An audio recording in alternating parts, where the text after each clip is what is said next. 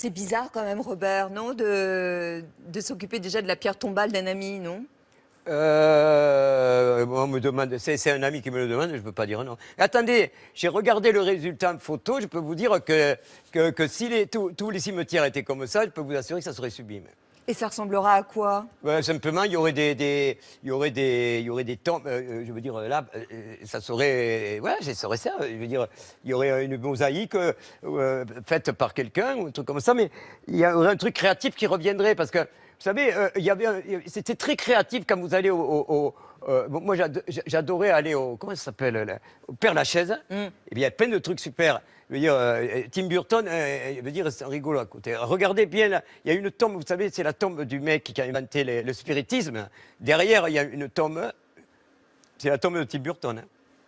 Quand ils disent tous les deux, ils sont volubiles, enfin il est très volubile, il aime beaucoup effectivement parler. C'est vrai qu'il y a une faconde en fait. Personnellement, j'aime pas parler. Mais il y a une faconde quand même dans votre peinture qui aussi ressemble à la faconde de votre vocabulaire, non? Non, je suis du Sud, mais quand on connaît mon pays, ça se perd. Hein, ça se perd de plus en plus, même l'accent.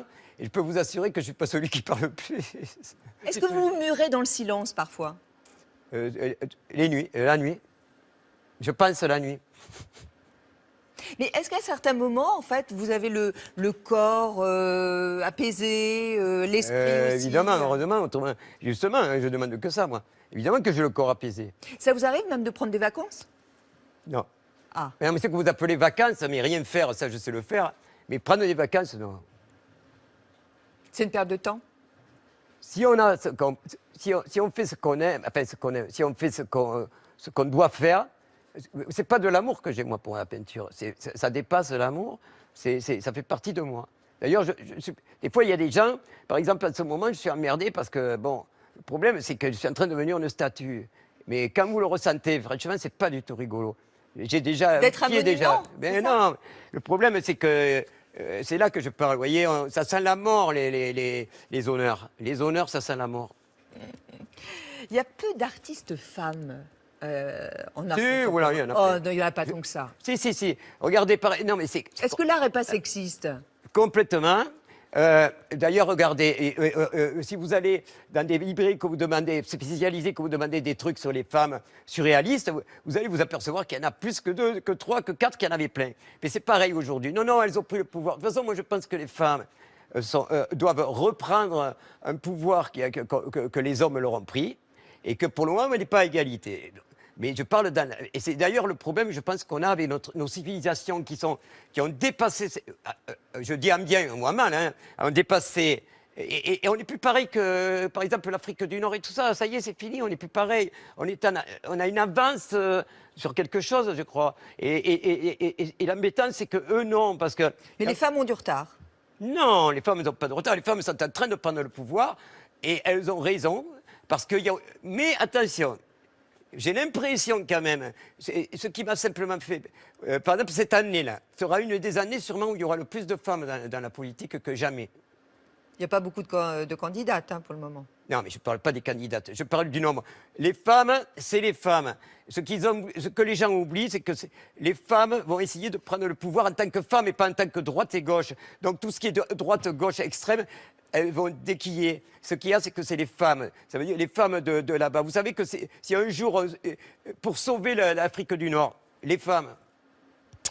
Vous dites d'ailleurs sur les femmes, je préfère les femmes avec des talons hauts, sans, elles sont comme nous, avec, elles sont sculptures.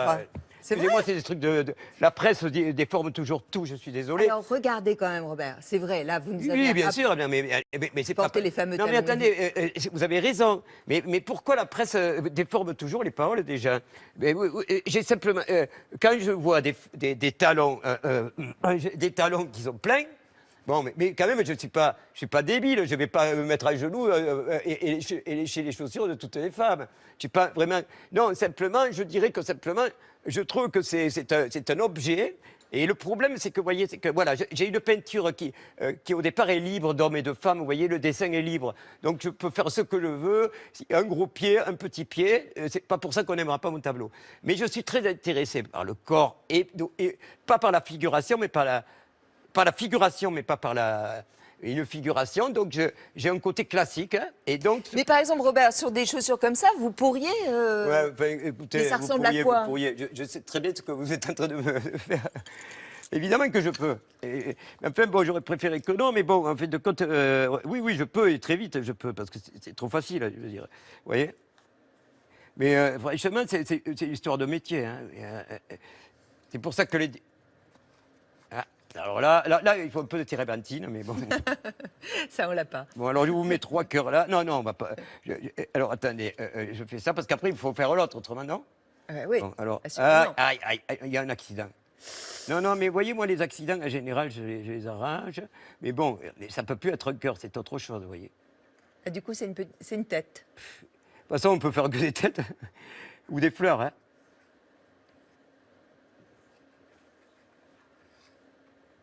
Ah oui. Voilà, ça devient très élaboré, du coup. Oh, pas très élaboré. Élaboré, c'est tout, un peu plus élaboré, mais... ben voilà, alors là, donc, je suis obligé de faire quand même des feuilles, parce que bon, ouais, hop, voilà. Et pendant que vous finissez, on va retourner chez vous. On va retourner chez vous parce que vous avez énormément de vinyles, une collection de vinyles, je crois près de 100 000 vinyles. Ça procure évidemment des sensations différentes et des émotions différentes qu'un CD, vous le disiez.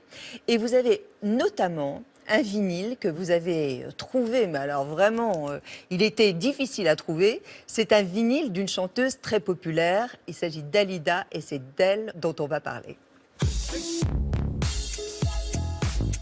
Attendez, je vais vous montrer un truc. Si je le trouve.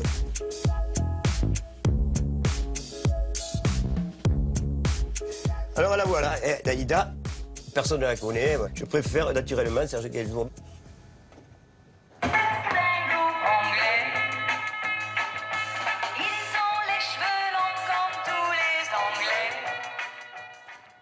C'était Dalida. Dalida, ça a été difficile à trouver. Rien, hein, vous n'entendez rien, c'était une chanson de Gainsbourg, non? Il aurait fallu mixer un peu le truc. Ah bah ouais, mais enfin, on est à la télé, vous savez. Je voudrais qu'on reçoive la réalisatrice d'un film événement qui va sortir ce mercredi. C'est Lisa Azuelos qui est sur ce plateau et qui va nous parler de son film, le biopic consacré à Dalida. Bonjour Lisa. Alors, oui, ça, on va bien. Vous connaissez Robert Combas, vous connaissez son travail, vous avez écouté évidemment son propos. C'est un artiste voilà, avec une faconde incroyable. Dalida, c'est vrai, pour vous, Robert, vous l'aviez par hasard ou voilà, ou c'est... Non, je l'avais parce que je suis un collectionneur des morceaux de Gainsbourg qu'il a fait pour des gens un peu originaux, vous voyez. Parce qu'il y a des choses qu'il a fait pour les gens et des choses qu'il a fait que les gens ont fait.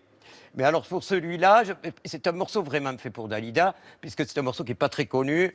Mais là, on l'entend pas bien, mais il n'est pas si mal que ça, mais c'est pas un chef-d'œuvre. Il a fait pareil, c'est pas le premier morceau des 4 morceaux qu'il y avait à l'époque. Oui. Parce qu'il y a aussi Claude François qui en a fait un qui n'a pas marché parce qu'il se foutait de la gueule des femmes qui laissaient tomber, Hippie Pourra, de Gainsbourg. Lisa, comment vous est venue l'idée de ce biopic? Parce que, quand même, pourquoi les autres réalisateurs ou réalisatrices n'ont pas eu l'idée avant vous? Parce que c'est pas moi qui ai eu l'idée. C'est pas moi qui ai eu l'idée, en fait. Je pense que c'est Dalida qui est venue me toquer à la porte de mon âme à un moment ou à un autre et qui a eu envie qu'il y ait un film fait sur elle. Peut-être que c'est aussi... Vous croyez à ça? Oh, ah oui, moi je crois. Au signe. Je crois à tout, vous savez. Ouais. Il y a un truc surtout, c'est que Dalida, je ne sais pas si vous connaissez, top Dalida, c'est sur le bateau, le film de Youssef Chahine. Exactement. Ah oui. Alors, les gens qui ne connaissent pas ça, ils ne connaissent pas Dalida. Est-ce que vous l'avez évoqué, ce projet, avec votre mère, Marie Laforêt, avant de le lancer? On s'en était parlé comme ça, mais ce n'était pas vraiment un sujet de conversation, en fait. En général, quand je l'appelle, c'est pour savoir comment elle va. Oui, mais quand on est réalisatrice et fille, effectivement, d'une artiste, d'une chanteuse, est-ce que c'est pas plus facile de s'introduire dans la vie d'une artiste comme Dalida et de mieux comprendre les clés? Bah ça, c'est sûr que j'ai l'habitude de faire que des choses. En fait, j'ai l'habitude de parler que des sujets que je connais vraiment bien, parce que j'ai pas une imagination si débordante que ça, moi, hein, contrairement à Monsieur Combas. Mais c'est vrai que moi, j'ai l'habitude de parler des choses que je connais bien. Et c'est vrai que ça m'effrayait pas de parler d'une chanteuse de cette époque-là, parce que c'est la même époque que ma mère. Je sais ce que c'est qu'une chanteuse dans l'intimité. Je sais ce que c'est que de faire un concert devant 10 000 personnes et rentrer chez soi le soir seul. Je sais l'effet que ça fait. Je sais que c'est des gens normaux à la maison, souvent seuls aussi. Fragiles et forts à la fois. Donc voilà, c'est vrai que c'était une manière de parler aussi de mon enfance et une manière de parler de toutes les artistes en général et de rendre hommage à ces femmes chanteuses des années 70. La difficulté, Lisa, assurément, c'était de trouver celle Absolument. qui allait incarner Dalida. Vous en avez rencontré beaucoup. J'en ai rencontré près de 200. Et puis, il y a eu une évidence. Mais ce genre de sujet, s'il n'y a pas une évidence, il ne faut pas les faire, en fait. Qu'est-ce qu'elle avait de plus? La grâce. Elle avait la grâce et puis surtout, elle était Dalida. Et elle a fini les essais, elle m'a regardée comme ça, droit dans les yeux, elle m'a dit « Je suis Dalida ». Et je lui ai dit « Je sais ». Et ça a été fait. Et puis je lui ai fait chanter Je suis malade, gros plan sans bouger. Et elle a vraiment, toute l'équipe a arrêté de bouger, toute l'équipe a arrêté de parler. C'était, j'ai même pas dit couper à la fin tellement c'était exceptionnel, quoi. Et émouvant. On regarde la bande-annonce. Quand elle était petite, elle était différente. Le regard des autres sur elle a été toujours important.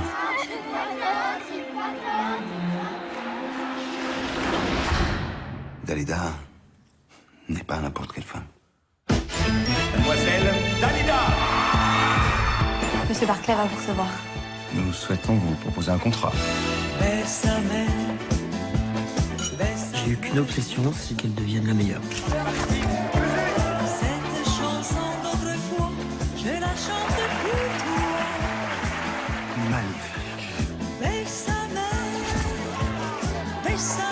Tu peux descendre aussi vite que t'es monté. Ce que j'ai fait, je peux le défaire. C'est pas toi qui m'as faite, c'est les publics. Je n'ai plus envie de vivre ma vie. J'ai 34 ans. Ma vie c'est ce corps. Pas d'amour, pas d'espoir, pas d'enfant. Je n'ai plus de vie et même. Vous donnez de l'espoir à des milliers de gens. Se transforme en quai de C'est moi qui m'en donne. Tu t'en vas, je suis malade. Complètement malade. Tu m'as privé de tous mes chants. Tu m'as vidé de tous mes mots. Et j'ai le cœur complètement malade. Cerné de barricades. T'entends, je suis malade.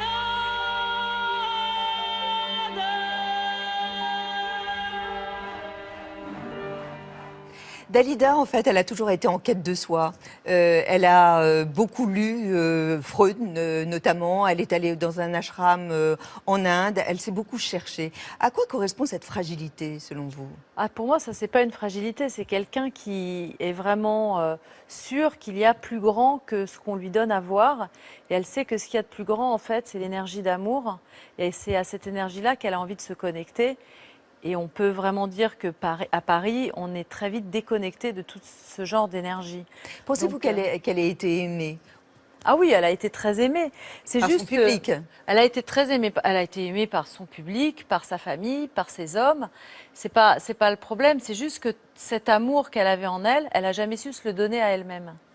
Et il y a un moment, quand on donne plus qu'on ne reçoit, forcément, on se retrouve débiteur. Et elle, il y a une période de sa vie où elle a été trop débitrice d'un amour qui lui manquait trop, parce que l'amour, qu'est-ce que c'est d'autre que la part manquante de soi, finalement. Et bon. Quand elle écrit le dernier jour de sa vie, « La vie m'est insupportable, pardonnez-moi », ce sont ses derniers mots. À qui elle les destine, ces mots? Quand je fais le film, en fait, je fais le film pour expliquer ces mots. La vie m'est insupportable, pardonnez-moi. Et je pense qu'elle est destinée à 3 genres de personnes. Les premiers, évidemment, c'est son public. Les deuxièmes, ce sont ses proches. Et la troisième, c'est elle-même. Et j'ai tout fait dans ce film pour qu'elle arrive à se pardonner finalement ce geste, le public aussi. Et malgré le fait que ça termine comme on sait que ça termine, c'est-à-dire par un suicide, c'est la face solaire de Dalida qui est révélée dans ce film et c'est sa lumière qui remonte à elle et normalement à nous aussi. Elle a toujours été maîtresse quand même de sa vie, elle a tout contrôlé. Est-ce que vous diriez aussi que l'acte final était sous contrôle? Bah, il n'y a pas plus contrôlant que de donner fin soi-même à sa propre vie. Je pense que c'était quelqu'un qui avait besoin de ce contrôle-là et en même temps, elle en est morte. Je pense que c'est intéressant de contrôler sa vie, mais je pense que c'est encore plus intéressant de se laisser surfer sur la vague de sa vie. Et ça, elle avait un peu plus de mal parce que malheureusement, elle n'était pas forcément en confiance avec tout ce qui lui arrivait.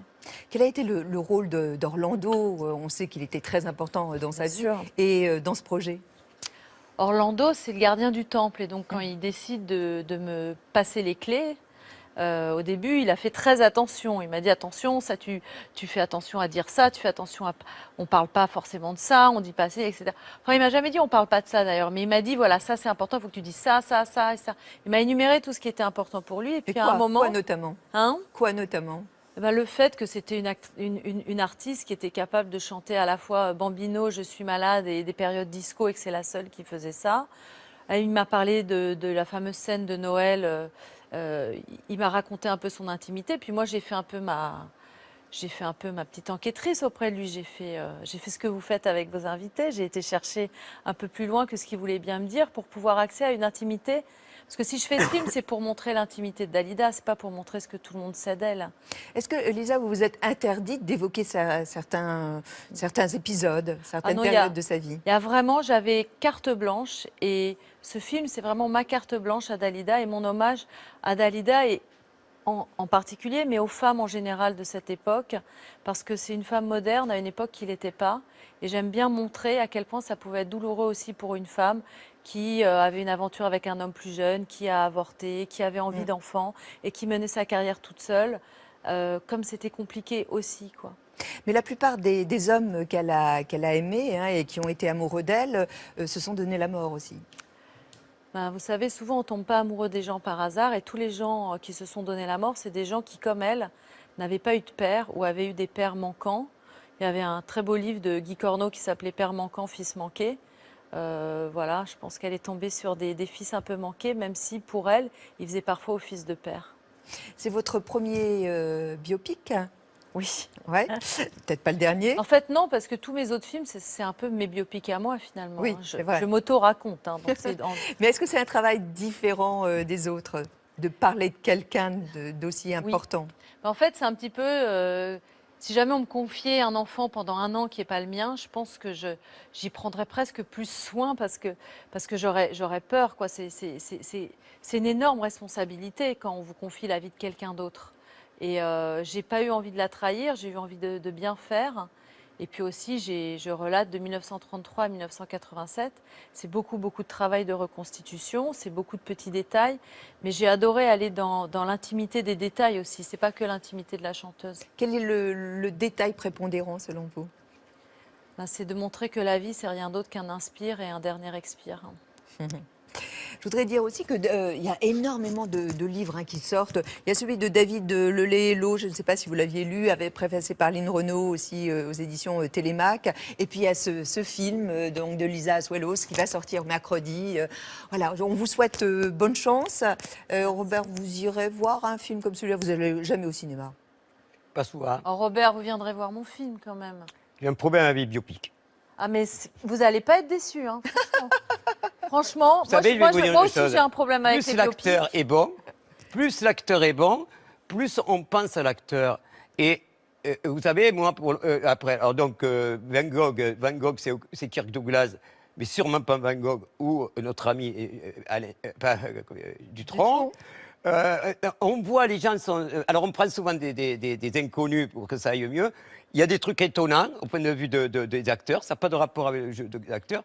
Moi, évidemment, je me fie des biopics, mais bon, c'est intéressant parce que... Je vous mets au défi, vous allez le voir, puis vous m'envoyez un petit mot, à la fin, vous me dites. Mais le dernier que j'ai vu qui était super, c'est pas un biopic, c'était quand même Edith Piaf, parce que la femme, je ne me rappelle plus son nom, mais elle était sublime. Merci en tout cas, Lisa, d'être passée sur le plateau de Thé au Café. Merci à vous. Vous remarquerez, regardez-moi ça, que pendant ce temps-là... Ouais, malheureusement, ça ressemble à un graphisme d'un Américain parce que il y a beaucoup de gens qui ne savaient pas que je faisais des graphismes comme ça, en même temps que lui, sinon avant. C'est pas beau, ça? Ouais, mais ça ressemble un peu à Kefari. Des chaussures grave, absolument c'est uniques. bien. Uniques.